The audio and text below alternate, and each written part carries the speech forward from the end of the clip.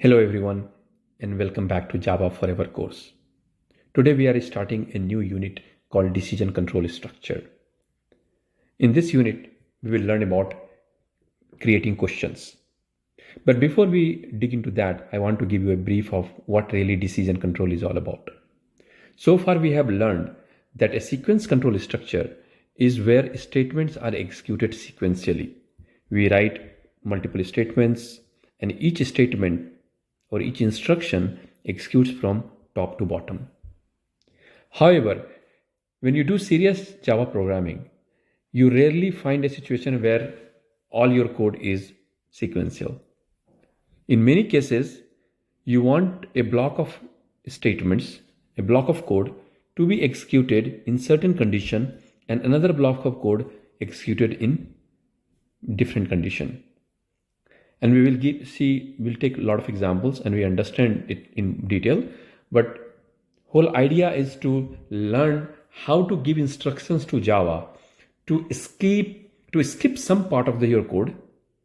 While you have written all lines, 10 lines of code, you are telling Java to execute only 5 lines based on certain conditions and execute remaining 5 lines when the condition is not true. And that is what we are going to learn.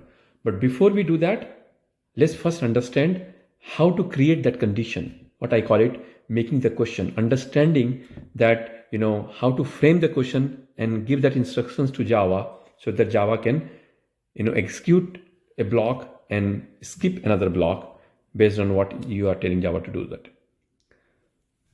With that, in daily life, we come across situations where the questions we ask is not always descriptive. The answer is not descriptive. In majority of the cases, we ask questions where answer is either yes or no. I know my kids would like to answer that maybe, but in Java or any computing environment, answer is always yes or no. Or also some, you call it true or false. When you say yes, this is true. And when you say no, that's actually called false. A question that gives you necessarily either true or false answer, you can consider that as a Boolean question. Boolean is a word. Boolean is also a data type we have seen, which has two values, true and false. You already know that by now. But this type of questions, Boolean questions, is what we use to control and give instructions to Java to, execute one block and skip another block. And we'll see more into it. But understand that those type of questions, that leads us to true or false is called Boolean questions, and we will learn how to frame those type of questions in this chapter.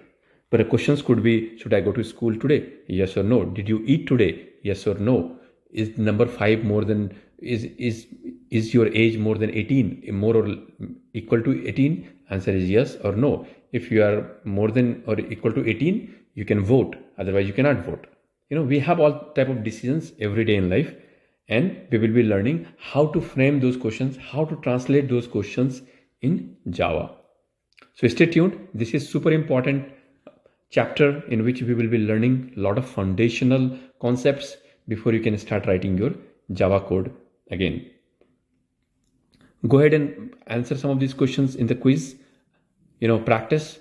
That's how you're going to learn. So the mantra is practice, practice, and practice.